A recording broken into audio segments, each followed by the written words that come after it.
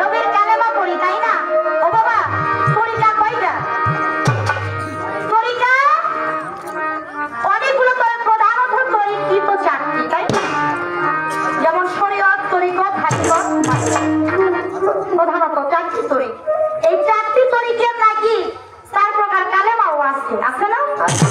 এই 4 তরিকার 4টি কাবাও কিন্তু আছে।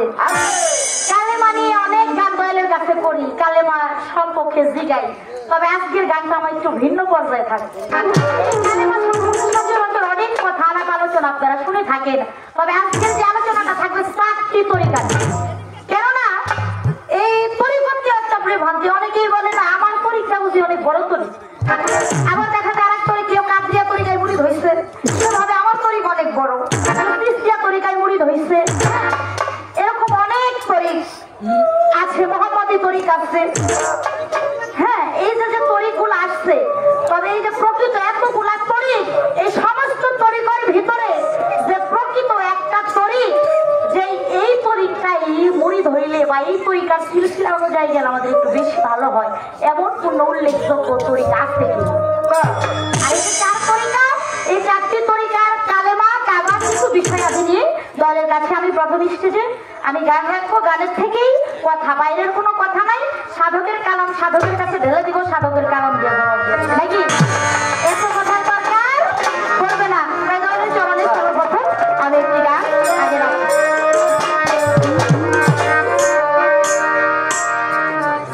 তরিকায় 4টি কাবা,